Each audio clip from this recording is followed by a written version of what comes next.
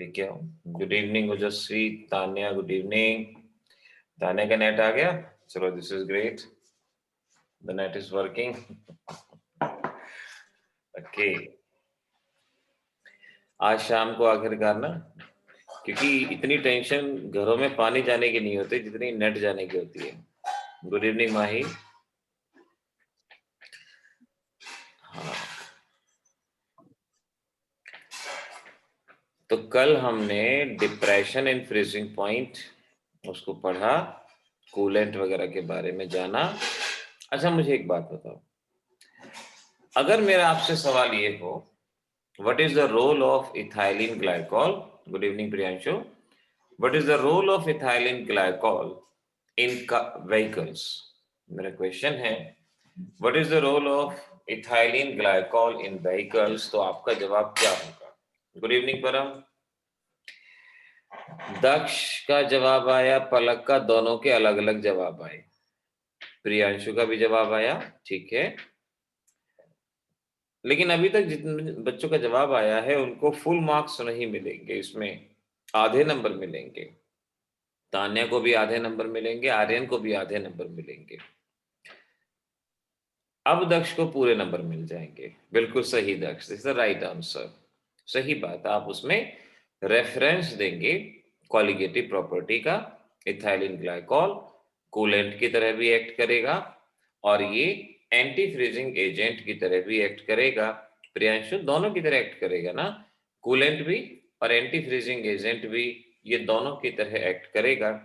आप इसमें डीआइसिंग एजेंट का शब्द इस्तेमाल कर सकते हैं, लेकिन मेन जो है आप एंटी फ्रीजिंग एजेंट करें और इसमें कूलेंट कहें तो ज्यादा अच्छा। तो एग्जाम में अगर क्वेश्चन आए कि हॉट कंडीशन में क्या रोल है, तो कूलेंट बताना है। अगर कहें कि सब जीरो कंडीशन में क्या रोल है, तो आपने एंटी फ्रीजिंग एजेंट बताना है। लेकिन अगर सिर्फ ये पूछ लेते हैं कि what is the role of ethylene glycol in car radiator, तो आपने ये बताना है it act as both coolant as well as anti freezing agent. और फिर कॉलिगेटिव प्रॉपर्टी का रेफरेंस आप वहां पे बता सकते हो कि कॉलिगेटिव प्रॉपर्टी वो प्रॉपर्टी होती हैं जो नंबर ऑफ पार्टिकल पर डिपेंड करती हैं। इस तरह से थोड़ा सा आंसर को डेकोरेटिव आपको बनाना होगा, थोड़ा सा आंसर में कुछ चीजें आपको लिखनी चाहिए। ध्यान रखो, हमेशा हर एक क्वेश्चन के आंसर के कुछ कंपोनेंट होते हैं। आप उसमें पहले उस क्वेश्चन का जवाब लिखते हैं, फिर कारण लिखते हैं, फिर एग्जाम्पल और ग्राफ बनाते हैं, कुछ रेफरेंस देते हैं। अगर क्वेश्चन 2 या 3 नंबर का है तो आपको इस तरह से थोड़ा सा उसमें इधर उधर की बातें बतानी पड़ती हैं। चलो ठीक है, आज के टॉपिक पे आ जाओ। ऑस्मोसिस, ऑस्मोटिक प्रेशर एटसेट्रा, यानी हमारी फोर्थ कॉलिगेटिव प्रॉपर्टी। और इस फोर्थ कॉलिगेटिव प्रॉपर्टी में छोटी छोटी बहुत सारी चीजें होती हैं और बहुत उम्मीद होती है कि कोई ना कोई क्वेश्चन यहाँ पर आपका इस टॉपिक में से बन जाए, इस टॉपिक में से आ जाए। अब यहाँ पर सबसे पहले जिस टर्म को समझना है उसे हम कहते हैं semi permeable membrane. Semi permeable membrane, देखो जैसे यहाँ पर मैंने एक कंटेनर लिया, उस कंटेनर के दो पार्ट हैं, left hand side right hand side दो पार्ट हैं, और यहाँ पर बीच में लगी है एक सेमी परमेबल मेम्ब्रेन, एसपीएम उसको कहा गया। एसपीएम शॉर्ट फॉर्म होगी, this is the semi permeable membrane. अब बायोलॉजी के बच्चे तो इस बात को बहुत अच्छे से जानते ही हैं, अब नॉन मेडिकल वाले बच्चे भी अच्छे से जान जाएंगे कि सेमी परमेबल मेम्ब्रेन का मीनिंग क्या होता है।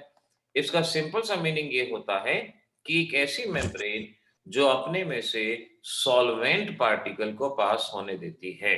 डेफिनेशन याद है तो सही है, नहीं तो आप वीडियो लेक्चर में से भी डेफिनेशन को नोट कर सकते हैं, या जो अब मैं बोल रहा हूं वहां से भी, कि सेमी परमिएबल मेम्ब्रेन यानी एसपीएम उसे कहते हैं जो अपने में से लिक्विड मॉलिक्यूल यानी सॉल्वेंट मॉलिक्यूल को पास होने देती है, उसे सेमी परमिएबल मेम्ब्रेन कहा जाता है। ये सेमी परमिएबल मेम्ब्रेन आपके पास दो तरह की होती है, एक है नेचुरल सेमी परमिएबल मेम्ब्रेन और एक आर्टिफिशियल या सिंथेटिक सेमी परमिएबल मेम्ब्रेन कहा जाता है। नमस्ते श्रुति बेटा। तो इस तरह से semi permeable membrane SPM short form होगी, और ये दो तरह की, नेचुरल सेमी परमिएबल मेम्ब्रेन के एग्जाम्पल में सबसे सिंपल एग्जाम्पल आप एग मेम्ब्रेन को याद कर सकते हैं। एग मेम्ब्रेन, एग मेम्ब्रेन क्या होती है? अगर एग की शेल को लिया जाए ना, जो हार्ड शेल होती है, और उस शेल को HCl सॉल्यूशन में हम डिप कर दें, थोड़ी देर छोड़ दें, तो कुछ समय बाद वो शेल में से हार्ड मटेरियल डिसॉल्व हो जाता है और अंदर एक मेम्ब्रेन बाहर निकलती है जिसे एग मेम्ब्रेन कहा जाता है। तो एग मेम्ब्रेन भी इसका एक एग्जाम्पल हो गया। आपसे एग्जाम में सिंथेटिक मेम्ब्रेन का एग्जाम्पल पूछते हैं, तो सिंथेटिक मेम्ब्रेन में कॉपर फेरोसाइनाइड, यानी इस फार्मूले को याद रखो, या परचमेंट पेपर, दो चीजें हैं, लेकिन प्रेफरेबली मैं कहूंगा कि इसका नाम कॉपर फेरोसाइनाइड और इसका फार्मूला, ये दोनों चीजें आपने यहाँ पर याद रखनी है, लर्न करनी है। तो सबसे पहले आज के टॉपिक के लिए सेमी परमेबल मेम्ब्रेन और उसमें इस्तेमाल होने वाले ये दो चीजें यहां से याद की जाएंगी। अब देखो, आगे बढ़ो।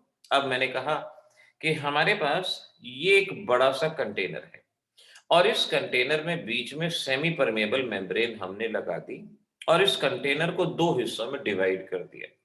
यहाँ लेफ्ट हैंड साइड पे हमने डाइल्यूट सॉल्यूशन लिया, डाइल्यूट सॉल्यूशन लिया। यहाँ आपके पास डाइल्यूट सॉल्यूशन है, ये जैसे 5% सॉल्यूशन कह दो, कुछ भी कह लो। और दूसरी तरफ हमने कंसंट्रेटेड सॉल्यूशन लिया, यहाँ पे कंसंट्रेटेड सॉल्यूशन हमारे पास प्रेजेंट है। तो एक तरफ डाइल्यूट सॉल्यूशन है और एक तरफ कंसंट्रेटेड। अब ये कुछ भी हो सकता है, जैसे एक 10% और एक 5%, एक 2 मोलर और एक 1 मोलर, यानी कंसंट्रेशन में डिफरेंस होना जरूरी है। ऐसा ना हो कि दोनों की कंसंट्रेशन सेम हो जाए, कंसंट्रेशन में डिफरेंस होना जरूरी है। और फिर इधर वाले में एक पिस्टन हमने लगा दिया, एक पिस्टन को भी हमने यहां लगा दिया और इसे थोड़ी देर तक हमने पड़ा रहने दिया। जब हम इसको थोड़ी देर तक पड़ा रहने देते हैं, तो हम देखते हैं कि डाइल्यूट सॉल्यूशन में से लिक्विड के पार्टिकल दूसरे कंपोनेंट में, कंपार्टमेंट में एंटर करना शुरू करते हैं। डाइल्यूट सॉल्यूशन से लिक्विड पार्टिकल दूसरे कंपार्टमेंट में, जिसमें कंसंट्रेटेड सॉल्यूशन है, वहां पर एंटर करना शुरू करते हैं और इस फिनोमिना को ऑस्मोसिस के नाम से पहचाना जाता है। इसे ऑस्मोसिस कहा जाता है। तो ऑस्मोसिस की सिंपल सी डेफिनेशन क्या हुई? इसकी सिंपल सी डेफिनेशन ये हुई, फ्लो ऑफ लिक्विड या flow of solvent from dilute to concentrated solution when separated by semi permeable membrane. जब दो सॉल्यूशन को सेमी परमिएबल मेम्ब्रेन से सेपरेट कर दिया जाता है, तो डाइल्यूट से कंसंट्रेटेड की तरफ सॉल्वेंट का फ्लो करना, इसे ऑस्मोसिस के नाम से पहचाना जाता है। ऑस्मोसिस इसको कहा जाता है। तो इस तरह से डाइल्यूट में से लिक्विड दूसरे कंपार्टमेंट में एंटर होता जाएगा। जब लिक्विड दूसरे कंपार्टमेंट में एंटर होगा, तो दूसरे कंपार्टमेंट में लिक्विड का लेवल बढ़ेगा और जैसे जैसे लिक्विड का लेवल बढ़ेगा, इस पिस्टन पे प्रेशर लगना शुरू होगा और ये पिस्टन ऊपर की तरफ जाएगा, ये पिस्टन ऊपर की तरफ माइग्रेट करेगा। आप देख पाओगे, जैसे जैसे यहाँ लिक्विड आएगा, लिक्विड आने से इस पिस्टन पे प्रेशर लगेगा और ये पिस्टन ऊपर की तरफ चढ़ना शुरू हो जाएगा। अब आप इस पिस्टन पे एक प्रेशर लगाते हैं, आप इस पिस्टन पे एक प्रेशर लगाते हैं और वो प्रेशर, इतना प्रेशर लगा दें कि जो लिक्विड मॉलिक्यूल एंटर हो रहे हैं उनकी एंट्री स्टॉप हो जाए। जो लिक्विड मॉलिक्यूल एंटर हो रहे हैं उनकी एंट्री स्टॉप हो जाए। उस प्रेशर को ऑस्मोटिक प्रेशर के नाम से पहचाना जाता है, ऑस्मोटिक प्रेशर कहा जाता है। तो ऑस्मोटिक प्रेशर की कई डेफिनेशन हो सकती हैं। एक डेफिनेशन तो आप ये कह सकते हो, simple, pressure developed due to the osmosis, कि जब ऑस्मोसिस हो रहा है, सॉल्वेंट के पार्टिकल जा रहे हैं, उस वक्त जो प्रेशर डेवलप हो रहा है उसे ऑस्मोटिक प्रेशर कहा जाएगा। या ये कह सकते हो कि कंसंट्रेटेड सॉल्यूशन में लगाया गया वो प्रेशर जिसके बाद सॉल्वेंट की एंट्री नहीं हो पाती, उसे ऑस्मोटिक प्रेशर के नाम से पहचानते हैं, उसे ऑस्मोटिक प्रेशर कहा जाता है। तो ऑस्मोटिक प्रेशर डाइल्यूट सॉल्यूशन की तरफ मेजर होगा या कंसंट्रेटेड की तरफ? ये मेजर होगा कंसंट्रेटेड की तरफ। और सही एक्चुअल डेफिनेशन ही एग्जाम में लिखनी आनी है कि excess of hydrostatic pressure developed toward concentrated solution site या minimum pressure required to stop the entry of solvent during osmosis, इसे osmotic pressure के नाम से हम पहचानते हैं। ऐसे सॉल्यूशन जिनका ऑस्मोटिक प्रेशर बराबर होता है उन्हें आइसोटोनिक और आइसोमेटिक सॉल्यूशन के नाम से पहचाना जाएगा। एग्जाम में ये पूछा जा चुका है, what are isotonic and what are isometric solution. तो आइसोटोनिक आइसोमेटिक ऐसे सॉल्यूशन की डेफिनेशन याद रखना। गुड इवनिंग बेटा साहिल। तो आइसोटोनिक आइसोमेटिक ये ध्यान रखना, जिनका ऑस्मोटिक प्रेशर बराबर हो, जिनका वेपर प्रेशर बराबर हो, उन्हें आइसोपिस्टिक सॉल्यूशन कहा गया था, और जिनका ऑस्मोटिक प्रेशर बराबर होगा उन्हें आइसोटोनिक। एग्जाम्पल याद रखना है, 0.91% NaCl solution is isotonic with human blood. Human blood और 0.91% NaCl सॉल्यूशन ये आइसोटोनिक होते हैं, इनका ऑस्मोटिक प्रेशर बराबर होता है। यहीं पर एक और टर्म याद करनी होगी, जैसे आपसे कहा हाइपोटोनिक। हाइपोटोनिक कोई बच्चा बताएगा हाइपोटोनिक सॉल्यूशन का क्या मीनिंग होता है? हाइपोटोनिक, आइसोटोनिक बता दिया, अब हाइपोटोनिक का मीनिंग। आइसोटोनिक में आइसो का मतलब same, iso stands for same, जैसे आइसोटॉप में, आइसोमर में हर जगह आइसो शब्द का इस्तेमाल है तो उसका मतलब तो सेम होता है। अब यहां पूछा हमने हाइपोटोनिक, दक्ष का जवाब ठीक है, श्रुति का गलत है, सलोनी ठीक है। प्रसून बेटा ये जवाब नहीं है इस बात का, आर्यन सही है। देखो हाइपो और हाइपर दो शब्द इस्तेमाल होंगे। आरजू ठीक है बेटा, करेक्ट आंसर, और मनन का जवाब भी ठीक है, राइट। हाइपो और हाइपर, ये जो टर्म है ना आइसो हाइपो हाइपर, ये रिलेटिव टर्म है। ये वहां पर इस्तेमाल होती हैं जहां दो लिक्विड होते हैं। अगर दो लिक्विड का ऑस्मोटिक प्रेशर सेम, आइसोटोनिक। अगर एक का कम, तो जिसका कम hypo, hypo stands for lower, और जिसका ज्यादा उसे हाइपर कहते हैं, दैट इज हाइपर। बिल्कुल बात। अब प्रियांशु अभी ये जो आप बात बोल रहे हो ना बेटा, ये मैं भी समझाऊंगा कि ह्यूमन सेल पे इसका क्या बिहेवियर होता है। तो ये जो स्वेलअप वगैरह वाला कंसेप्ट है ना, ये एकदम से हाइपोटोनिक की डेफिनेशन में नहीं आएगा। हाइपोटोनिक की वजह से होता है, मैं बताऊंगा अभी आपको। अभी जरा सिंपल आप इसकी जो डेफिनेशन है, solution having lower osmotic pressure, lower osmotic pressure than other solution. एक ऐसा सॉल्यूशन जिसका ऑस्मोटिक प्रेशर दूसरे से लोअर होता है, ऐसे ही हाइपरटोनिक। हाइपरटोनिक, हाइपरटोनिक सॉल्यूशन का मतलब जिसका ऑस्मोटिक प्रेशर दूसरे सॉल्यूशन से ज्यादा होता है, उसे हाइपरटोनिक सॉल्यूशन कहा जाता है। अब जो ऊपर बात मैंने बताई उसके बेसिस पे बताओ, अगर मैं आपसे पूछता हूं 1% NaCl सॉल्यूशन, ये ब्लड के आइसोटोनिक होगा, हाइपरटोनिक होगा या हाइपोटोनिक होगा? 1% NaCl solution will be isotonic, hypertonic और hypotonic। इस कंसेप्ट को, इस लाइन को याद रखना जिसको मैंने हाईलाइट किया है, इसको ध्यान रखना कि ह्यूमन ब्लड 0.91% NaCl के आइसोटोनिक होता है, 0.91% के आइसोटोनिक, और ये मैंने सॉल्यूशन कैसा दिया 1%, यानी 0.91% से ज्यादा हो गया। दक्ष, आर्यन, श्रुति, मनन, ओजस्वी, आरजू, प्रियांशु करेक्ट, बिल्कुल सही जवाब है। तो हम ये कहेंगे this solution is hypertonic to human blood क्योंकि कंसंट्रेशन अगर ज्यादा होती है तो ऑस्मोटिक प्रेशर ऑटोमेटिकली ज्यादा होता है। ये अभी मैं फार्मूले से भी बताऊंगा। तो अभी इस बात को ध्यान रख लेना कि हाइपरटोनिक, हाइपोटोनिक, आइसोटोनिक, इन शब्दों की अगर डेफिनेशन आपसे पूछेंगे तो जैसे मैंने यहां पर बताया है कि solution having lower osmotic pressure और higher osmotic pressure than other, इस तरह से आपने इस चीज को, इस डेफिनेशन को याद रखा। अब देखो मैंने कहा कि भाई ऑस्मोटिक प्रेशर में हम क्या करते हैं, हम पिस्टन पे इतना प्रेशर लगाते हैं कि लिक्विड मॉलिक्यूल की एंट्री स्टॉप हो जाती है, लिक्विड मॉलिक्यूल रुक जाता है।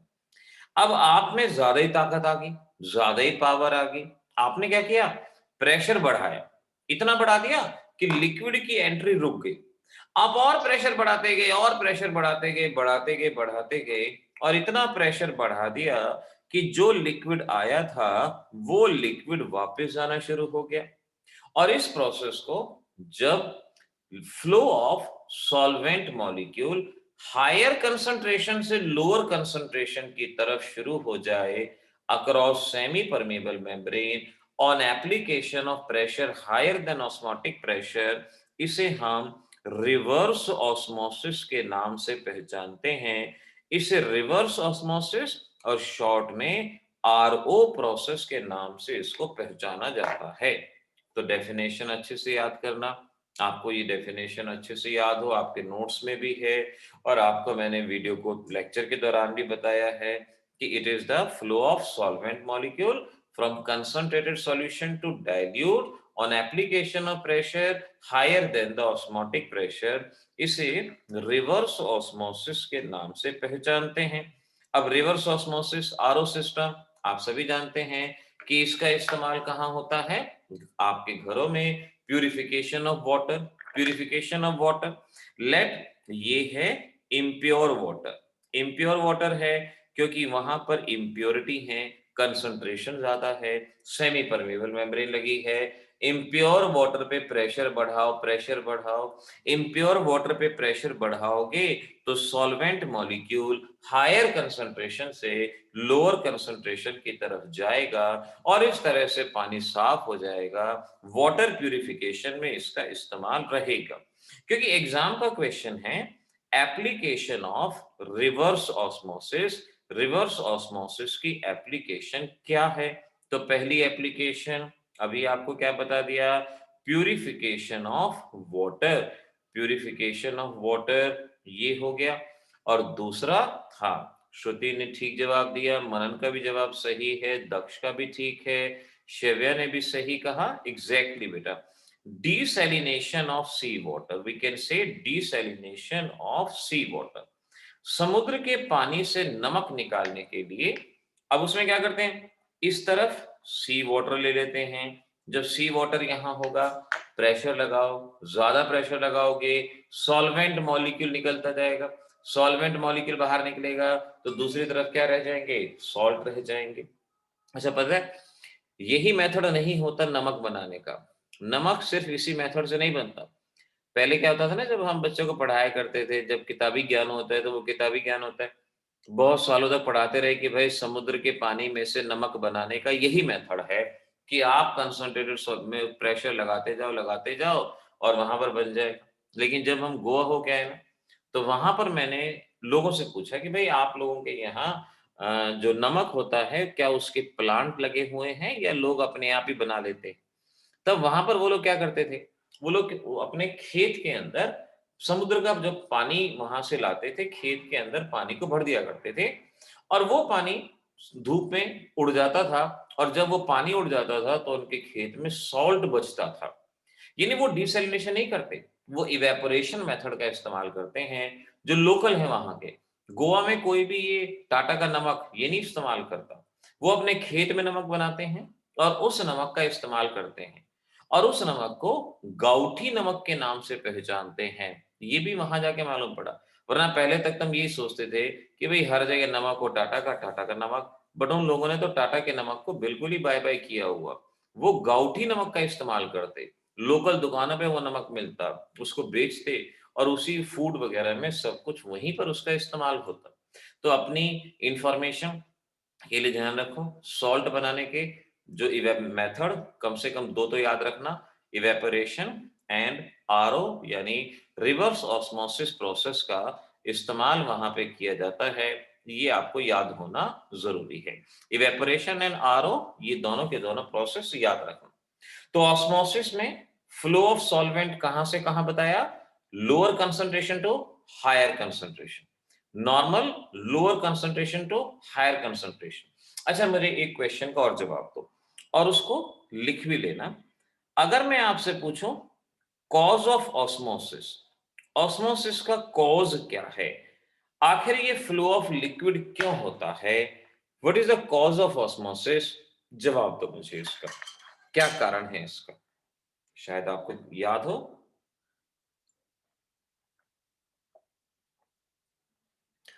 किसी बच्चे का जवाब, देखो इतनी देर में जवाब आना चाहिए। आरजू का जवाब बिल्कुल सही है, आरजू कर बिल्कुल सही जवाब बेटा, एक ही जवाब आया देखो, जबकि ये इतनी देर में तो काफी जवाब आ जाते थे। अच्छा, आरजू और मनन का जवाब बिल्कुल सेम आया। हम देखो भाई, सेम नोट्स में से पढ़ेंगे, सेम क्लास में पढ़ेंगे तो सेम जवाब आएगा।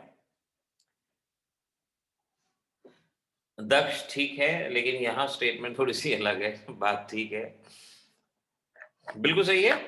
द डिफरेंस इन कंसंट्रेशन, नहीं बेटा, डिफरेंस इन कंसंट्रेशन श्रुति, एक डाइल्यूट था एक कंसंट्रेटेड था, कंसंट्रेशन में डिफरेंस है। So difference in concentration of solution, अगर दोनों की कंसंट्रेशन बराबर हो जाएगी ना, आइसोटोनिक हो जाएगा, और आइसोटोनिक के दौरान सॉल्वेंट का फ्लो नहीं होगा। सॉल्वेंट का फ्लो तभी होगा जब इनकी कंसंट्रेशन में डिफरेंस है। Now effect of concentration, effect of concentration on living cell, अब आपको लिविंग सेल पे कंसंट्रेशन या सॉल्यूशन की कंसंट्रेशन का फर्क आपने समझना है, इस बात को आप ध्यान रखो। शाबाश मनन बेटा, वेरी गुड।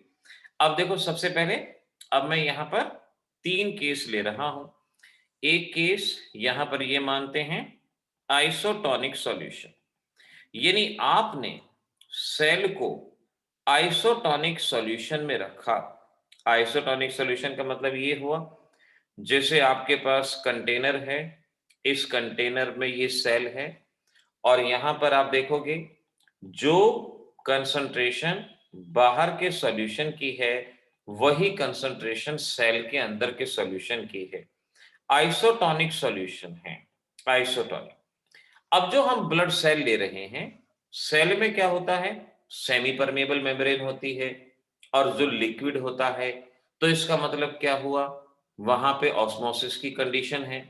लेकिन अगर दोनों की कंसंट्रेशन बराबर है, सेल के बाहर जो लिक्विड है, सेल के अंदर जो लिक्विड है, अगर इनकी कंसंट्रेशन बराबर है तो कुछ भी प्रोसेस नहीं होगा, कुछ भी ऑस्मोसिस ऑब्जर्व नहीं होगा।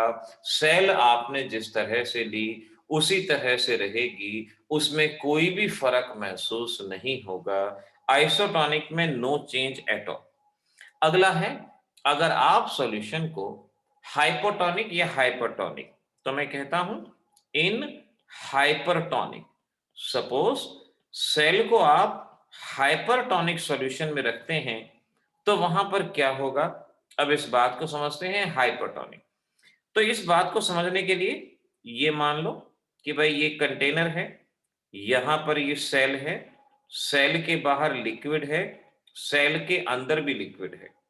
बाहर liquid high concentration, hypertonic high concentration, और सेल के अंदर लो कंसंट्रेशन, सेल के अंदर लो कंसंट्रेशन और बाहर हाई कंसंट्रेशन। मनन का जवाब सही है, और श्रुति और दक्ष जरा क्वेश्चन को इसको ध्यान से समझना कि हमने यहाँ पर सेल का जो कंसंट्रेशन है वो कम है, बाहर के सॉल्यूशन की कंसंट्रेशन ज्यादा है। तो ऑस्मोसिस में क्या होता है, flow of liquid from lower concentration to higher concentration. Mahi, Tanya correct, Shevya correct, Aarzoo correct. तो सॉल्वेंट मॉलिक्यूल सेल के अंदर से बाहर जाएगा। अब अंदर से बाहर क्यों जाएगा, क्योंकि ऑस्मोसिस के दौरान lower concentration to higher concentration होता है, और इसी वजह से क्या होगा, सेल का साइज श्रिंक करेगा। पहले जो सेल का साइज था, अब वो सेल का साइज श्रिंक कर जाएगा, सेल श्रिंक हो जाएगी। इस प्रोसेस के दौरान लिक्विड का मॉलिक्यूल बाहर चला गया, तो इसे हम एक्सोऑस्मोसिस के नाम से पहचानेंगे। एक्सोऑस्मोसिस इसको कहा जाएगा। श्रुति ध्यान रखो, मैंने क्या कहा है, when cell is placed in hypertonic solution, cell को हमने हाइपरटोनिक में रखा। अब जब हाइपरटोनिक में हमने सेल को रखा, तो बाहर की कंसंट्रेशन ज्यादा है, अंदर की कंसंट्रेशन कम है। Liquid lower concentration to higher concentration की तरफ मूव करेगा, सेल में से लिक्विड बाहर जाएगा, एग्जिट करेगा। एग्जिट के लिए एक्सो शब्द इस्तेमाल किया गया, तो इसे एक्सोऑस्मोसिस कहा जाएगा। इस प्रोसेस के दौरान सेल का साइज श्रिंक हो जाएगा, और इस फिनोमिना को क्रीनेशन के नाम से भी पहचानते हैं। इसे क्रीनेशन के नाम से भी जाना जाएगा। क्रीनेशन आपने इसको समझना है, इसका मीनिंग ये रहेगा। तो अब इस बात को अच्छे से ध्यान रख लो। अगर एग्जाम में क्वेश्चन आता है, अगर एग्जाम में क्वेश्चन आता है कि व्हाट इज मेंट बाय एक्सोऑस्मोसिस। श्रुति, आपको स्क्रीन क्लियर नहीं दिखाई दे रही? बाकी बच्चे बताएं जरा बेटा, जो स्क्रीन सामने है क्या वो आपको क्लियर दिखाई पड़ रही है? क्योंकि अगर नेट कनेक्शन थोड़ा सा डाउन होगा ना, तो वहां अच्छा, बाकी बच्चों को साफ दिख रहा है। ओके, इट्स ओके श्रुति, जो मैं बोल रहा हूं ना आप उस पर ध्यान दो बेटा, कोई बात नहीं, कई बार नेट कनेक्शन की प्रॉब्लम है, ठीक है ना। तो एक्सोऑस्मोसिस अगर हम कहते हैं तो इसका मतलब क्या होगा, डेफिनेशन क्या होगी, flow of liquid from inside cell to outside when placed in hypertonic solution. जब सेल को हाइपरटोनिक सॉल्यूशन में रखा जाता है, तो लिक्विड का फ्लो बाहर को होना, इसे एक्सोऑस्मोसिस कहा जाता है। अगर आपसे पूछें डिफाइन क्रीनेशन, तो क्रीनेशन इंपॉर्टेंट है, इसको इंपॉर्टेंट मार्क करना। तो डेफिनेशन क्या हो जाएगी, shrinking of size of cell due to exosmosis. Shrinking of size of cell due to exosmosis, इसे क्रीनेशन के नाम से पहचाना जाएगा। कॉमन एग्जांपल याद है ना, अगर पानी में नमक घोल लो, उसमें अपने हाथ की उंगलियां डाल दो, तो उंगलियां सिकुड़ जाती हैं। उंगलियां सिकुड़ जाती हैं, तो इसका कारण क्या हुआ, वही हुआ एक्सोऑस्मोसिस, यानी सेल के साइज को श्रिंक किया जा सकता है। अब देखो ये फिनोमिना कितना अच्छा फिनोमिना है। अब बायोलॉजी हो, साइंस हो, बायोटेक्नोलॉजी हो, वो सारे के सारे आइडियाज पे ही तो काम करते हैं। अब ये देखो, अगर ये एक्सोऑस्मोसिस का जो आइडिया है, अगर ये लिविंग सेल पे अच्छे से काम करना शुरू हो जाए, अब इतना तो हो जाता है ना कि उंगलियां सिकुड़ जाती हैं अगर उसको हाई कंसंट्रेटेड सॉल्यूशन में डालें। अब सोच के देखो, जो बच्चे ओवरवेट होते हैं, खैर बच्चे क्या बड़े भी होते हैं, जो काफी लोग जो ओवरवेट होते हैं, उनको किसी पार्टी में जाना हो, भाई आज थोड़ा पतला हुआ जाए, तो क्या किया जाए, चलो इसे कंसंट्रेटेड सॉल्यूशन में डाल दो। कंसंट्रेटेड सॉल्यूशन में एक्सोऑस्मोसिस हो जाएगा, और ये अपने आप सिकुड़ जाएगा। फिर ये बारी आएगी कितना सिकुड़ना है, ये डिपेंड करेगा पार्टी में खाना कैसा है। पार्टी में खाना अगर जबरदस्त है, तो ज्यादा सिकुड़ लेंगे, वापसी में फैल लेंगे, क्या प्रॉब्लम है। तो ऐसा हो सकता है, आइडियाज हैं, क्योंकि आप सभी बच्चे उभरते हुए साइंटिस्ट हैं, आपके अंदर आइडियाज देना मेरा फर्ज है। तो एक आइडिया है कि इसका भी इस्तेमाल आगे किया जा सकता है। क्या पता ऐसी फिल्म बनना शुरू हो जाए। एक फिल्म इस तरह की मैं देख रहा था, आई थी, जहां लोगों का साइज छोटा कर दिया जाता था कि लोग छोटे साइज के हो जाएं। तो उसमें क्या होता था, देखो कितनी आसान दुनिया हो जाए। लोग अगर छोटे हो जाएंगे, तो जरा से गोल्ड के अंदर एक बहुत अच्छी सी रिंग बन जाएगी, ज्यादा बड़े प्लॉट नहीं लेने पड़ेंगे, छोटे से मकान में आप रह सकते हो, बड़ी गाड़ी नहीं लेनी पड़ेगी, गुब्बारे वाला जो गाड़ी बेचने आता है, ऐसी ही गाड़ी खरीद लो, उसी में बैठ जाओ, बस चलते चलो, जिंदगी कितनी आसान सी हो जाएगी। ये था उसमें, ये मैं नहीं कह रहा, ये उस मूवी के अंदर था। बातें होती हैं ऐसी, आइडियाज हैं ऐसे ही। ये तो था, अगर सेल को हम हाइपोटोनिक में रखते हैं। अब इन हाइपोटोनिक, हाइपोटोनिक, अगर सेल को हाइपोटोनिक सॉल्यूशन में रखा जाए तो क्या होगा?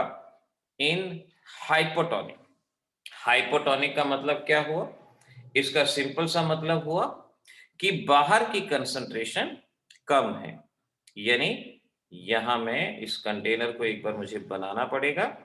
तो अगर हम यहां पर ऐसा केस लें कि बाहर की कंसंट्रेशन कम है, तो देखें उसको किस तरह से लिया जाएगा।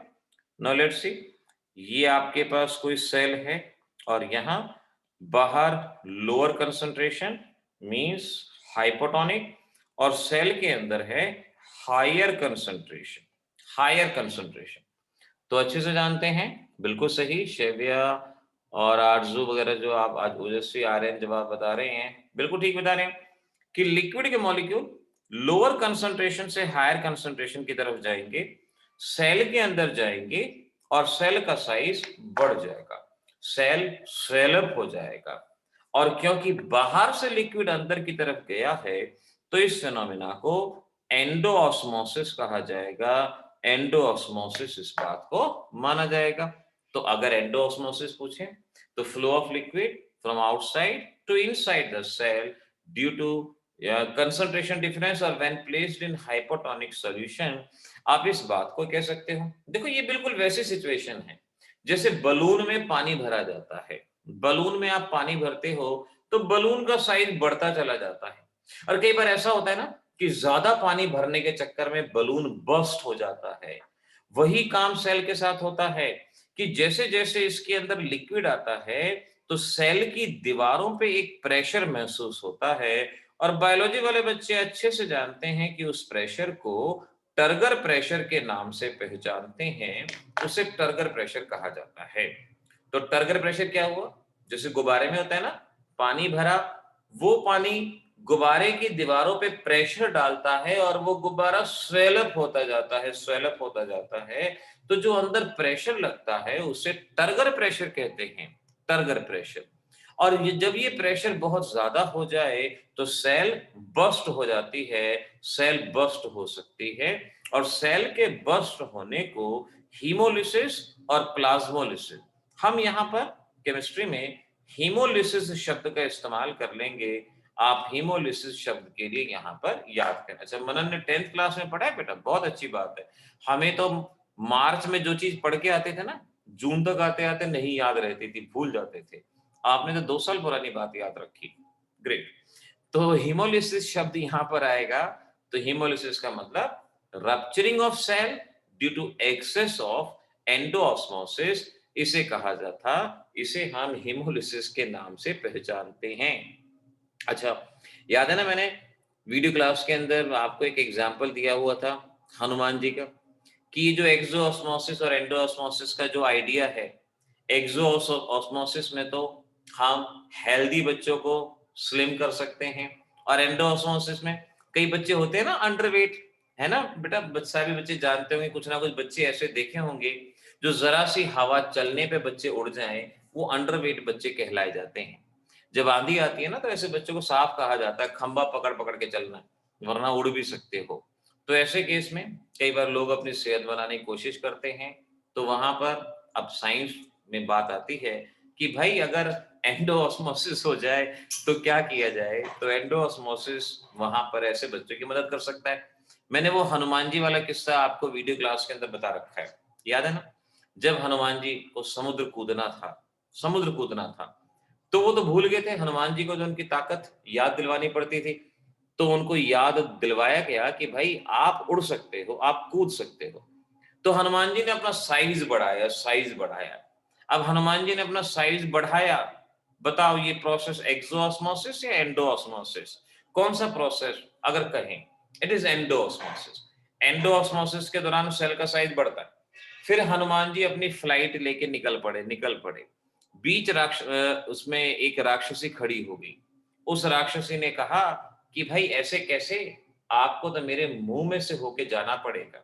हनुमान जी ने कहा यार ये तो कमाल की बात है, मुंह में से होके जाएं।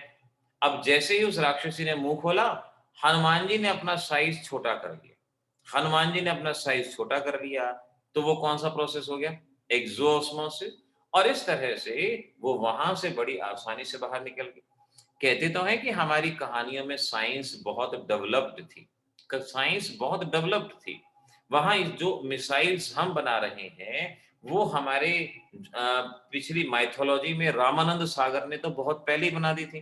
रामानंद सागर की रामायण देख रखी है ना, एक वहां पर बाण निकलता है, उसके कई बाण हो जाते हैं, सेल डिवीजन हो गया वहां पर। तो देखो कितनी बढ़िया साइंस थी उस वक्त की, अब रहा करता था। तो ये एक्सोऑस्मोसिस और एंडोऑस्मोसिस का जो फिनोमेना है, प्रैक्टिकली ये काफी इस्तेमाल का फिनोमेना है। इसके बारे में अगर वर्क करें तो हम फोल्डिंग मानव बना सकते हैं अपने हिसाब से। मालूम पड़ा हवाई जहाज का किराया बहुत ज्यादा है, किसी परिवार में 4 बच्चे हैं, चलो 2 को छोटा कर दो, सूटकेस में पैक कर दो, अपने आप निकल जाएंगे, ऐसा भी हो सकता था। अच्छा चलो, 2-3 क्वेश्चन का जवाब यहाँ पर अब आपको बताना है। यहाँ मैं आपसे कुछ क्वेश्चन पूछता हूँ और आप मुझे उनका जवाब बताएंगे क्या रहेगा। अच्छा, ये कॉम्पिटिटिव के लिए है, देखो। Osmole, osmole, number of mole of solute that contribute towards osmotic pressure, यानी ऑस्मोटिक प्रेशर के लिए कितने मोल कंट्रीब्यूट करते हैं, उन्हें ऑस्मोल कहते हैं। अगर वो 1000 सीसी में है उसे ऑस्मोलैरिटी कहा जाता है। अगर वो 1000 ग्राम सॉल्वेंट में है उसे ऑस्मोलैरिटी कहा जाता है। कॉम्पिटिटिव के लिए ऑस्मोल, ऑस्मोलैरिटी, ऑस्मोलैरिटी, चाहो तो इसका स्क्रीनशॉट ले लो और ये आपके कॉम्पिटिटिव में काम आएगा। बोर्ड से इसका कुछ भी लेना देना नहीं है, ध्यान रखना। अच्छा, मैं जो बात कर रहा था वो इन क्वेश्चन की बात कर रहा था। ये क्वेश्चन, ये 4 क्वेश्चन हैं और इन 4 क्वेश्चन के आंसर आपको याद होने चाहिए। पहला, why dried fruit and vegetables swell up when placed in water? पानी में ड्राई फ्रूट को रखो, स्वेल अप हो जाते हैं। छुआरे को देखा होगा आपने, किशमिश को देखा होगा, स्वेल अप। सभी बच्चों का जवाब बिल्कुल सही है। It is due to the endosmosis. अरे दक्ष क्या लिख रहे हो बेटा? दक्ष ये जवाब नहीं है। अच्छा, आपने सेकंड का आंसर लिखा होगा, हो सकता है, पहले का जवाब नहीं है ना। हाँ, सेकंड, सलोनी, दक्ष, आर्यन, ओके, ठीक है ठीक है, आप सही बच्चों के जवाब सही, बिल्कुल सही। फिंगर्स को पानी में रखते हैं, सिकुड़ जाती हैं, that is due to the exosmosis, ये रहेगा। What care should be taken during intravenous injection? अच्छा मुझे ये बताओ, जो कोरोना वैक्सीन लगनी है, क्या वो इंट्रावेनस इंजेक्शन है? इंट्रावेनस, आईवी, आईवी को बोलते हैं इंट्रावेनस। नहीं, मैंने तो अभी आपसे जो पूछ रहा हूं ना वो बताओ। मनन को नहीं पता, मनन जब लगेगी ना पता चल जाएगा, लगवा लेना बेटा। अच्छा, पता है क्या होता है, हमारे पास जो इंजेक्शन जो लगते हैं मेनली 2 तरह के होते हैं। वैसे तो 3 तरह के बोले जाते हैं, एक सबक्यूटेनियस होते हैं, एक इंट्रामस्कुलर और एक इंट्रावेनस। आप 2 ध्यान रखो, एक इंट्रावेनस, एक इंट्रामस्कुलर। डॉक्टर के एक्शन से मालूम पड़ जाएगा। अगर डॉक्टर इंजेक्शन लेके यूं भागता है तुम्हारी तरफ, यूं, वो इंट्रामस्कुलर है। मसल्स में जो लगाया जाता है, जो मसल्स में कहीं भी लगा दो, दैट इज इंट्रामस्कुलर। और जो वेन में लगाते हैं, जो जैसे ड्रिप लगाई जाती है, वेन में लगाते हैं, उसे इंट्रावेनस कहते हैं। तो ये जो आपकी कोरोना वैक्सीन है ये इंट्रामस्कुलर है, आईएम, आईएम कहते हैं, आईएम टाइप ऑफ इंजेक्शन, और इंट्रामस्कुलर इंजेक्शन इनको कहा जाता है। तो यहां पर जो क्वेश्चन पूछा गया वो इंट्रामस्कुलर के लिए नहीं पूछा गया, यहां क्वेश्चन इंट्रावेनस के लिए पूछा गया। यानी जैसे ये आपकी वेन है, सपोज आपकी वेन है जिसमें ब्लड सेल जा रही होती हैं, ब्लड सेल जा रही होती हैं, यहां हमें इंजेक्शन लगाना है, तो उस इंजेक्शन में किस बात का ध्यान रखें? यहां पर ये नहीं कहा गया कि आप उसे किस बात का ध्यान रखें कि सुई ठीक लगे, ऐसा नहीं। यहां पर कंसंट्रेशन से रिलेटेड कहा गया। तो दक्ष क्या कहता है, वैक्सीन तो ब्लड में नहीं डालनी होगी तो इट शुड बी इंट्रावेनस। बेटा वैक्सीन मसल्स में जाएगी और मसल्स के बाद वो एब्जॉर्ब हो जाएगी, तो वो इंट्रामस्कुलर है, इंट्रावेनस नहीं है, ध्यान रखो। ये वाली जो वैक्सीन है ये इंट्रामस्कुलर है। अच्छा देखो, जैसे मैंने कहा ब्लड में सेल भी हैं, अब आप इंजेक्शन लगा रहे हो, अब खुद सोच के देखो, इंजेक्शन में अगर आपने लिक्विड डाला जो लोअर कंसंट्रेशन का है, अगर लोअर कंसंट्रेशन का लिक्विड डालोगे तो वहां पर क्या होगा, एंडोऑस्मोसिस, क्योंकि अगर ब्लड सेल के बाहर लोअर कंसंट्रेशन का लिक्विड होगा तो वो लिक्विड ब्लड सेल में एंटर कर जाएगा, और ब्लड सेल में अगर लिक्विड जाएगा तो ब्लड सेल स्वेलअप हो जाएंगी और वो बस्ट हो जाएंगी। और अगर आप ज्यादा कंसंट्रेशन का उसमें लिक्विड डाल दोगे तो एक्सोऑस्मोसिस हो जाएगा, तो सेल बस्ट हो जाएंगे। तो हमारे लिए कंडीशन क्या है, इट मस्ट बी आइसोटोनिक। जो इंजेक्शन में लिक्विड का इस्तेमाल करते हैं और जो हमारा ब्लड है, दोनों का ऑस्मोटिक प्रेशर सेम होना चाहिए, आइडेंटिकल होना चाहिए, ताकि एक्सोऑस्मोसिस और एंडोऑस्मोसिस ना हो सके। इस बात का ध्यान रखें। तो जवाब सामने है। ऐसे ही डायलिसिस के दौरान भी लिक्विड्स का इस्तेमाल करते हैं, तो वहां भी सेम आंसर रहेगा कि liquid must be isotonic, liquid isotonic होना चाहिए। हमें इस बात का ध्यान रखना होगा। तो ये क्वेश्चन, चारों के चारों क्वेश्चन काफी इंपॉर्टेंट कैटेगरी के क्वेश्चन हैं। इन क्वेश्चंस को आप इस तरह से याद रखेंगे। अच्छा, अब जल्दी से फॉर्मूला, न्यूमेरिकल्स, एक आध न्यूमेरिकल हम सॉल्व करके देख लेते हैं क्या रहते हैं फटाफट। टाइम तो हो चुका है बट फिर भी जल्दी से। पहला formula, PV is equal to NRT. देखो एक्चुअल में तो PV is equal to NRT, ये फार्मूला गैस इक्वेशन के लिए इस्तेमाल होता है, गैस इक्वेशन के लिए नहीं। टेस्ट तो अब लेंगे बेटा कल, ठीक है ना। मैंने कहा था अगर आज क्लास नहीं होती तो टेस्ट फ्राइडे को लिया जाएगा, अभी टेस्ट कल लेंगे।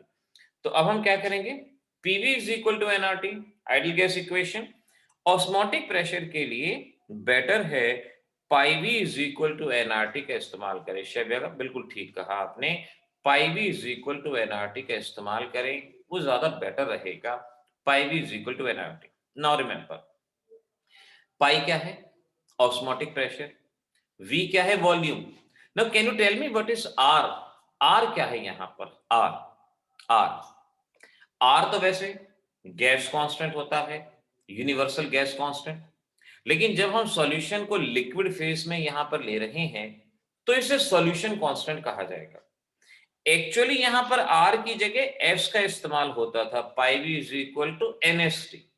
लेकिन इतनी हमें छूट दे दी गई कि बच्चे कहीं ज्यादा चीजों को याद करने में परेशान ना हो जाएं, तो आप pi V is equal to nRT इस्तेमाल करें या pi V is equal to nST इस्तेमाल करें, कुछ भी यूज करें, दोनों की बात वहां पे सेम रहेगी, दोनों का जवाब वहां पे सेम रहेगा। और दूसरी बात, अगली चीज आप ये जानते हो, अगर यहां से नंबर ऑफ मोल की वैल्यू पुट कर दें तो weight upon molecular mass RT ये आ जाएगा। और ये भी आप जानते हो N upon V R T. Now N upon V क्या है, number of mole per unit volume, और इसकी जगह हम कंसंट्रेशन लिख सकते हैं। तो एग्जाम में ध्यान रखना, अगर आपको नंबर ऑफ मोल दिए गए हैं, अगर आपको वेट दिया गया है, अगर आपको मोलैरिटी दी गई है, तो यहां से आप फार्मूले को आसानी से सिलेक्ट कर सकते हो।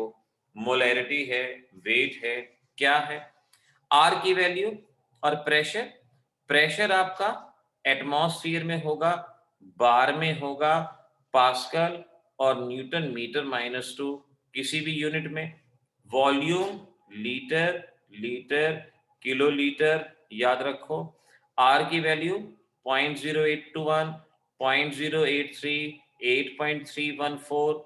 इस तरह से आप आर की वैल्यू को कंसीडर कर पाओगे, यहां पर आर की वैल्यू को समझ पाओगे, ये ध्यान रखना। और कभी भी कोई परसेंटेज हो, ऑस्मोटिक प्रेशर के न्यूमेरिकल में कभी भी कोई परसेंटेज हो, वो परसेंटेज हमेशा वेट बाय वॉल्यूम परसेंटेज होती है। मैं कहता हूं 2% सॉल्यूशन, अगर परसेंटेज मेंशन ना हो, अदरवाइज तो हम उसको मास परसेंटेज मानते हैं। लेकिन इस टाइप के न्यूमेरिकल में हम हमेशा उसको weight by volume percentage consider करते हैं, वेट बाय वॉल्यूम परसेंटेज कहा जाएगा, इस बात को ध्यान रखना। अच्छा, एक न्यूमेरिकल मैं लिखता हूं जस्ट फटाफट, आप जरा मुझे बताना कि इसका जवाब क्या होगा। 200 cc of an aqueous solution contain 1.26 gram of protein, 1.26 gram of protein. Osmotic pressure is 2.57 into 10 raised to the power minus 3 bar at 300 Kelvin. Calculate molecular mass. इसका molecular mass बताना है, क्या होगा ये प्रेडिक्ट करना है। श्रुति, एजियोट्रॉप ऐसे liquid mixture जिन्हें डिस्टिलेशन के जरिए सेपरेट नहीं कर सकते, इन्हें एजियोट्रॉप्स के नाम से पहचानते हैं। आइडियल नॉन आइडियल वाले सॉल्यूशन का जो मैंने वीडियो लिंक आपको दिया हुआ है, आप वहां से उसको पढ़ सकते हो, वहां से हो जाएगा। तो अब जो मैंने आपको ये न्यूमेरिकल दिया, जल्दी से मुझे इसका जवाब बता दो फटाफट, ये लास्ट क्वेश्चन हो जाएगा। कल आपका टेस्ट रहेगा और ध्यान रखना आगे क्या शुरू करना है। ये मैंने कल भी कहा था कि थोड़ा सा सोचना पड़ेगा, सोचेंगे वीकेंड पे मूड बनाएंगे कि आगे क्या करें। मोस्ट प्रोबेबली ऑर्गेनिक की तरफ हमें मुड़ना है, बट लेट्स सी, अगर कुछ और इंपॉर्टेंट दिखता है तो उसको देखते हैं क्या रहेगा। मॉलिक्यूलर मास बताना है यहाँ पर, मॉलिक्यूलर मास। तो ये जवाब, अच्छा फार्मूला नंबर कौन सा इस्तेमाल होगा दक्ष? पॉइंट में थोड़ा सा बेटा ध्यान रखो। हाँ, फार्मूला नंबर 2। हाँ, शेव्या का ठीक है जवाब, फार्मूला नंबर 2, क्योंकि आपको वेट दिया गया है। अगर वेट दिया गया है तो ऑब्वियस सी बात है फार्मूला नंबर 2 इस्तेमाल करेंगे। यूनिट चेक कर लो, आपकी यूनिट में गलती ना हो। आपको वेट गिवन है 1.26 ग्राम, ऑस्मोटिक प्रेशर गिवन है 2.57। ऑस्मोटिक प्रेशर अगर बार में हो तो वॉल्यूम लीटर में लेना है। वॉल्यूम आपको मिलीलीटर में दिया गया है, उसको आपने लीटर में बदल लिया। टेम्परेचर 300 केल्विन, इन वैल्यूज को यहां पर पुट करना है। और अब अगर देखो वॉल्यूम को चेंज नहीं किया होगा ना तो पॉइंट में दिक्कत आएगी। दक्ष एंड श्रुति, देखो आपके आंसर में पॉइंट में दिक्कत है, ध्यान से। नहीं दक्ष, पॉइंट थोड़ा सा ध्यान से शिफ्ट करो बेटा। 61022 AMU, प्रसून मनन, इनके यही जवाब आ रहे हैं।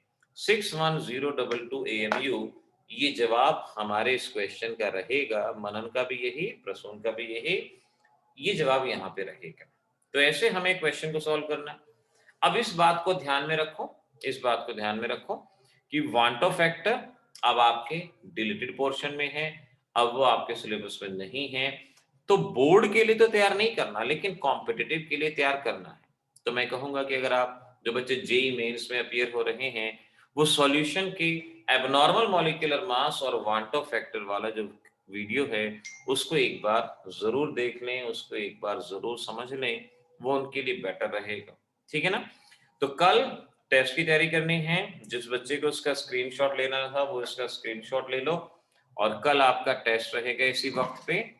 और उसके बाद देखते हैं क्या करें क्या ना करें, लेकिन कल टेस्ट की तैयारी जरूर करो बेटा। देखो, टेस्ट की तैयारी करोगे, इस बहाने 4 पेज पढ़ोगे, कुछ ना कुछ याद होगा, कॉन्फिडेंस बढ़ेगा, वरना बाद में हाथ पांव फूल जाते हैं। कॉन्फिडेंस बढ़ाना जरूरी। चलो बेटा, आज के लिए इतना, अब कल टेस्ट की तैयारी। ठीक है सलोनी, आपको मैं कहूंगा कि अगर आप कर लेते हो ये तो बहुत अच्छा है, कर लेना चाहिए आपको, ये मस्ट डू। हेनरी लॉ की एक डेफिनेशन आप जरूर पढ़ लो 11th में। अब इक्विलिब्रियम